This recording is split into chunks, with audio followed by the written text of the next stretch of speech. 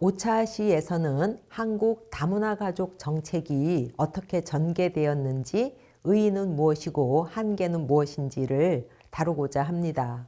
한국에서는 이민자에 대한 사회 통합 정책이 결혼 이민자 또는 특별하게 다문화 가족 정책으로 발전하게 되었다라는 말씀을 드렸죠.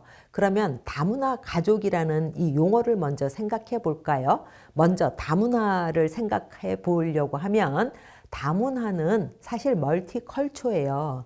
근데 한국은 굉장히 오랫동안 다문화, 멀티컬처 이런 거에 대한 생각이 없었어요. 그래서 여러분들 한 1970년대까지 신문을 검색해서 다문화라고 하면 멀티컬처에 대한 얘기 거의 없고요. 절에서 어떤 스님이 다도에 대한 문화 강연을 연다 이런 뉴스가 나올 정도로 멀티컬처라는 개념은 좀 생소했었어요. 그런데 2000년대에 들어와서 다문화와 관련된 어떤 변화들이 생겨요. 예를 들면 2001년에서 2003년 사이에 어떤 어린이가 크레파스의 살색이, 지금 우리 이제 크레파스의 당시 살색이 우리 피부 색깔이었어요. 그래서 크레파스의 살색이 왜 이런 색깔만 있지? 그 어린이 되게 똑똑하죠. 그래서 화이트한 살색도 있고 아프로 아메리칸 같은 살색도 있고 굉장히 까무잡잡한 살색도 있고 다크 브라운한 살색도 있는데 왜 이 색만 살색이지? 라고 생각을 한 거예요. 그래서 이제 그것을 이제 했는데 2002년 8월에 크레파스에서 이렇게 살색 특정한 색깔에 대해서 살색이라고 붙이는 것은 헌법에 평등권을 침해한다라고 판정을 내렸어요. 그래서 이름을 바꿔라 라고 해서 약간의 우여곡절은 있었지만 결국은 살구색으로 정착이 되었다고 해요. 그 다음에 그 2000년대 초에 우리가 이제 뒤에 가서 살펴보겠지만 2004년부터 건강가정 뭐 이런 어떤 움직임이 있었는데, 그래서 가정과 관련된 어떤 차별적인 용어를 개선하려는 어떤 운동들이 있었는데, 그때 우리나라에서 혼혈인 또는 혼혈아라고 쓰는 말은 굉장히 차별적인 용어다. 그러니까 이 말을 좀 바꾸자라는 움직임이 있었어요. 구체적으로는 2003년 12월에 혼혈인, 그들이 아니라 우리입니다 라는 혼혈인에 대한 차별 철폐 시민운동이 있었고요. 그 운동에서 혼혈인이라고 부르지 말고 다문화 가정 2세라고 부르면 어떠냐라고 이제 제안을 했고요. 2004년 4월에 건강가정 시민연대가 이제 만들어졌는데, 그때도 다문화 가정이라는 용어를 사용하면 어떨까라는 이제 제안이 있었어요. 그랬는데 2006년 정부가 다문화 가족에 대한 어떤 지원책, 결혼이민 여성에 대한 지원책을 발표할 때 다문화 가정이란 용어를 이제 사용하게 된 거예요. 그 이후로 확산되면서 2008년 법 자체의 이름이 다문화 가족 지원법이잖아요. 그러니까 이 법이 만들어지고 시행되면서 다문화 가족이라는 용어가 완전 공식 용어로 확고해진 거죠. 그래서 2008년 법이 처음 만들어졌을 때의 그 다문화 가족이라는 그 개념에서는 결혼 이민자 또는 귀화자가 출생에 의한 한국인과 결혼했을 때의 그 가족이다 라고 했다가 2011년 그 법이 개정되면서 결혼 이민자 또는 귀화자가 출생인지 귀화에 의한 한국인과 함께 이룬 가족이다 해서 범위가 좀 넓어졌어요. 혹시 여기에 이제 그 어떤 박스가 보인다면 어떻게 넓어졌나 좀 더 생각해 볼까요? 2008년 원래 정의에서는 결혼 이민자 또는 귀화자가 한국에서 그러니까 출생 한국인, 그러니까 한국에서 출생했기 때문에 한국인인 한국인과 결혼했을 때만 다문화 가족이었어요. 그런데 2011년부터는 출생에 의한 한국인, 인지에 의한 한국인, 귀하에 의한 한국인과 결혼해도 다문화 가족이에요. 그럼 출생 한국인은 아시겠죠? 인지 한국인이라는 게 뭐죠? 외국인하고 아직 혼인신고를 안 했는데 외국인이 아이를 낳았어. 그러면 보통 아버지가 이 아이는 내 아이다 라고 인지해주면 그 아이가 한국인인 거예요. 그죠? 그렇게 해서 인지된 한국인.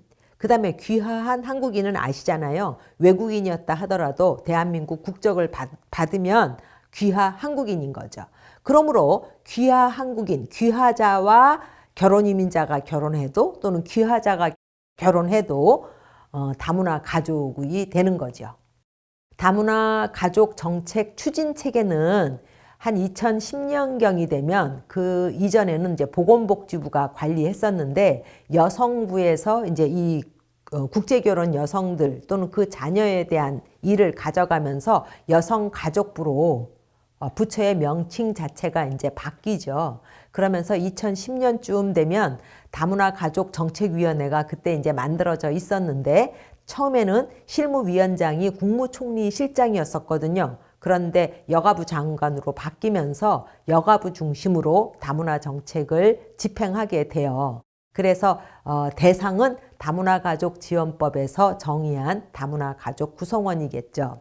여기서 잠깐 참고로 2004년경에 우리나라에서는 건강가족기본법이라는 게 만들어지고 2005년부터 이제 그게 시행이 돼요. 그래서 건강가족기본법에서 2005년부터 중앙건강가정지원센터라는 게 이제 있었는데 다문화 가족 지원법에 의해서 전국적으로 다문화 가족 지원센터도 막 만들어지거든요. 그래서 2011년쯤 되면 전국 다문화 가족 지원단하고 중앙건강가정지원센터가 이렇게 합해져요.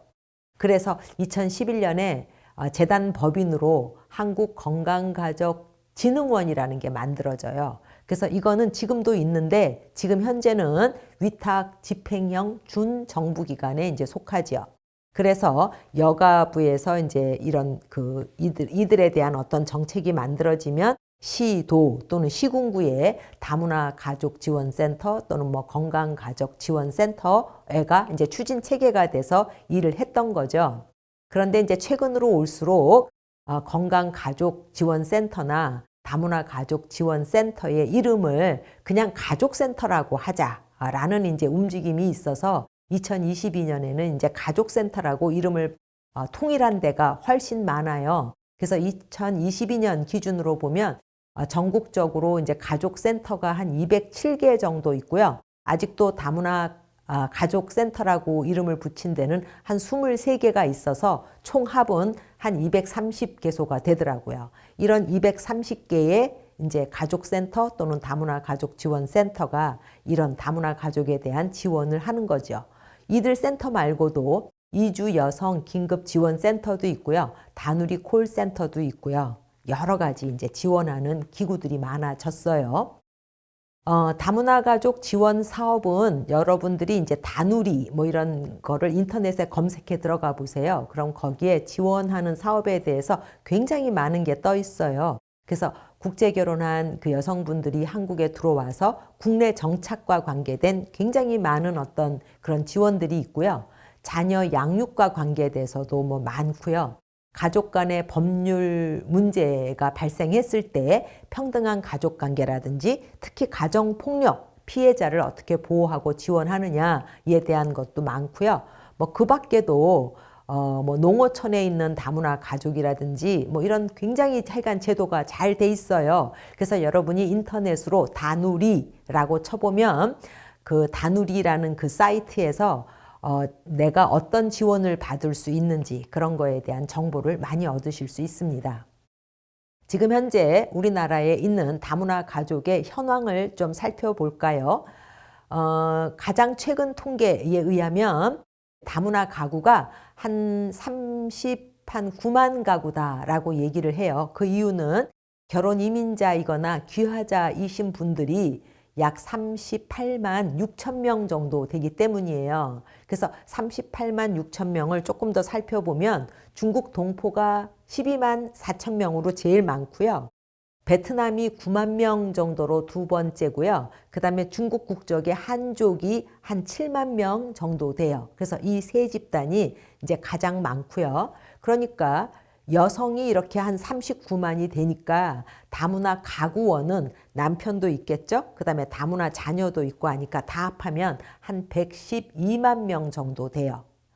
그런데 여러분들 혹시 기억하세요? 2019년 국내에 체류하는 외국인이 한 250만이었잖아요. 그럼 우리나라 5천만 인구하고 비교할 때 국내 체류 외국인은 한 5%거든요. 그런데 다문화 가구는 우리나라 전체 가구랑 비교할 때 한 2%가 조금 안 된다 생각하시면 되고, 다문화 가구원도 우리나라 5,100만 전체 인구랑 비교할 때 한 2% 정도다라고 생각하시면 돼요. 근데 이제 해마다 태어나는 아이들로 봤을 때는 태어나는 아이의 한 5, 6% 정도가 다문화 아이들이고요. 그 다음에 학생들을 기준으로 해 봤을 때는 전체 학생들 중에 다문화 학생이 한 17만 명 정도 돼서 한 3% 정도 된다라고 보시면 돼요. 혹시 그림이 보이시면 다문화 혼인이 우리가 한 2015년까지 조금 줄었었거든요. 그다가 2015년 이후부터 다시 증가해서 2019년에 전체 결혼 중에 한 10% 정도가 다문화 혼인이었는데, 이제 코로나 여파로 2020년, 2021년에 이제 좀 감소를 하지요. 그래서 결혼 이민자와 이제 귀화자가 어떻게 변화했나를 보면 결혼 이민자는 굉장히 완만하게 증가하는 데 비해서 귀화자들이 많이 증가했다라는 것을 여러분들이 보실 수 있고요. 다문화 가족 지원 법에 의해서 매 3년마다 이들 가족에 대해서 실태조사를 하게 되어 있잖아요. 그래서 가장 최근 실태조사가 2021년 실태조사예요. 그 결과가 2022년에 이제 보고서로 나왔는데, 즉 2021년 전국 다문화 가족 실태조사 그 결과에 의하면 다문화 가구가 벌써 15년 이상 한국에 거주하는 사람들의 비율이 굉장히 늘어났네요. 거의 40%예요. 그래서 장기 거주자가 굉장히 증가했다라는 걸 알 수 있고요. 그 여성분들이 50대인 분들, 50에서 59세인 사람이 16%고요. 60세 이상도 9%여서 50대 이상을 전체 합해보면 25%나 돼요. 그 말은 뭐죠? 다문화 여성 4명 중에 1명은 50대 이상인 거죠.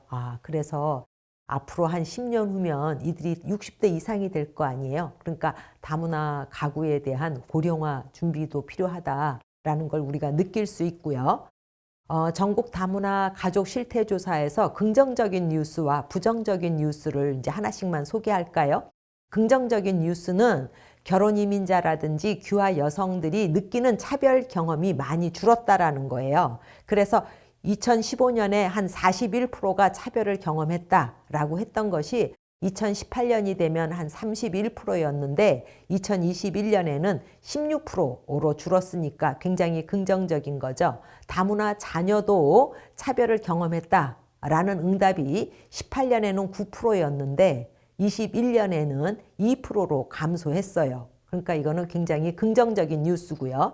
부정적인 뉴스는 다문화 자녀의 이제 교육 문제다라고 이제 막 신문에 나왔는데, 조금 더 살펴보면 지금 이 표가 보이신다면 이 표는 여성가족부가 2022년 6월 24일 날 보도자료로 나온 표예요. 그래서 보도자료에 이 이제 통계가 있고 이 수치를 그 기자분들한테 나눠주신 거겠죠. 그래서 이 표를 보면 그 국민하고 비교할 때 다문화 아이들의 취학률, 학교에 들어가는 율이 초등학교, 중학교, 고등학교는 별 차이가 없는데 국민의 아이들은 대학 이상을 가는 게 71.5%인데 다문화 아이들은 전문대학이라든지 대학교를 가는 율이 40.5%밖에 안 되는 거예요. 그래서 국민하고 비교할 때 31%나 낮다라고 이제 발표를 하신 거예요. 그런데 우리가 한 걸음 더 들어가 볼까요? 우리가 2021년 전국 다문화 실태조사 보고서를 직접 들어가서 그 페이지를 찾아보면 그 보고서에서는 취학률을 두 종류로 나누어서 발표해요. 순 취학률이 있고 총 취학률이 있어요. 그럼 이게 어떻게 다르냐? 총 취학률이란 그 재적한 학과, 전문대학이라든지 대학에 간 학생들, 재적 학생 수를 분자로 하고 취학 연령의 아이들을 분모로 해서 나눈 거예요.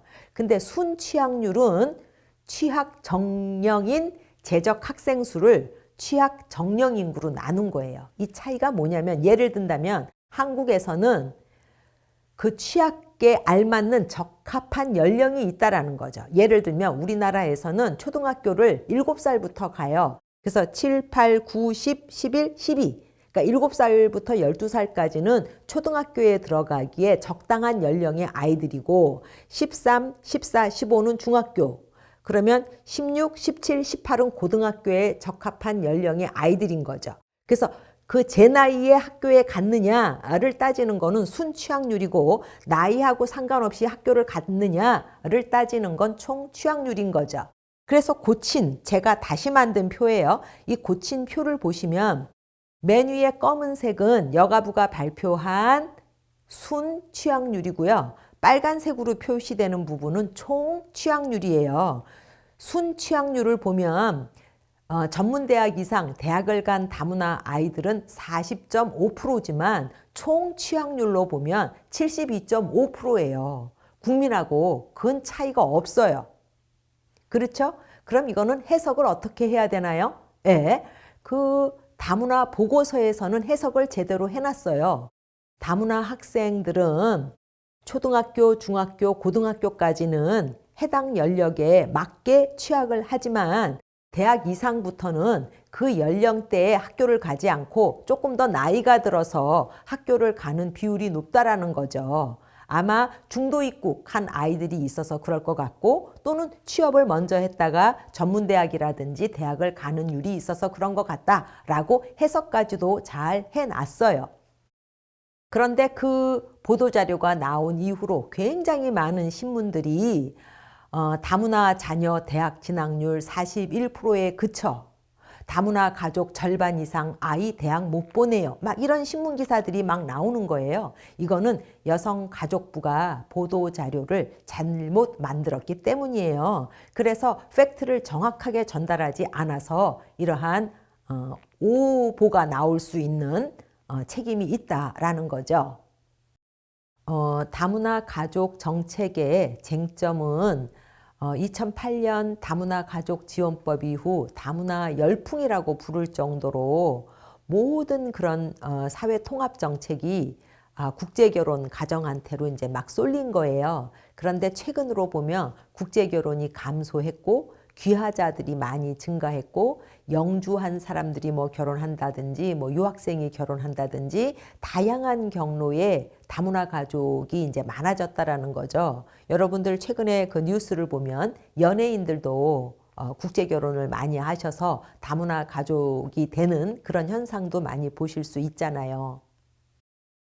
그러면 지금까지 우리나라에서 이민자 사회 통합 정책의 의의는 뭔가, 그 다음에 한계가 뭔가를 생각해 보자면 우선 의의는 우리나라 이민정책도 이민정책의 여러 단계 중에 사회통합정책까지 나아갔다라는 건 진일보한 거죠. 그건 의의예요. 그런데 이제 그러면 왜 사회통합정책까지를 그동안 생각을 못했느냐면은 우리나라의 그 이민정책은 출입국 정책이라든지 외국 인력 유입 정책에 이제 치중되어 있었어요. 그래서 이제 이들은 우리나라에 정주할 사람이 아니고 이제 계약이 끝나면 돌아갈 사람이라고 생각했기 때문에 이들에 대한 사회 통합 정책이 준비되지 않았겠죠. 그래서 우리나라에서 첫 번째 정주 이민자로 간주되는 것이 이제 결혼 이민자였기 때문에 결혼 이민자들의 유입으로 이들에 대한 사회 통합 정책이 이제 시작이 된 거겠죠. 그래서 우리나라의 이민자 사회 통합 정책의 한계는 대상이 너무 이렇게 오로지 결혼 이민자 가족에게 맞춰졌다는 거예요. 그래서 다른 외국인 집단을 포함하지 못한다는 것이 가장 중요한 한계고요. 나아가서는 사실 이민자 사회 통합 정책의 중요한 대상은 외국인이기도 하지만 동시에 내국인이기도 해요. 아까 스티븐 카슬 교수님 이야기 생각나세요? 인종차별이라든지 외국인들이 그 나라에서 사회 통합이 가장 잘 되게 하는 방법이 그 이민자 집단에게 달려 있다라기보다는 내국인이 이 사람들을 어떻게 대하느냐에 따라서 소수자 집단이 되기도 하고 안 되기도 한다라고 얘기했잖아요. 그러므로 내국인을 사회통합정책의 대상으로 삼는 것이 가장 중요한데 이게 지금 우리 그렇게 많이 되지 못했다라는 게 한계인 거죠.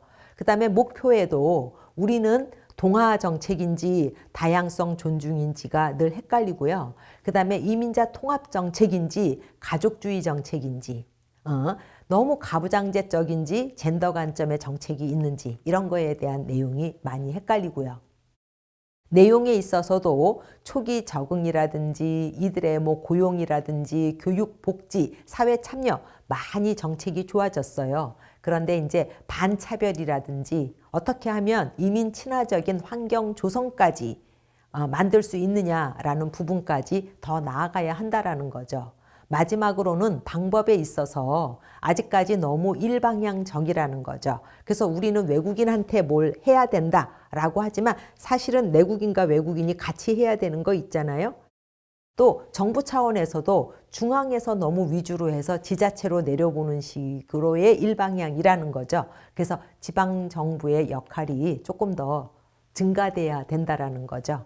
그래서 부처 간이 너무 이제 정책들이 중복이 되는 문제라든지 또는 다문화라는 용어 자체가 너무 차별적으로 쓰여서 다문화 학생 남아봐 라고 할 때 그 학생들이 어떻게 느끼겠느냐. 그래서 최근에는 이 다문화라는 용어를 바꿔야 하느냐라는 논의도 있습니다.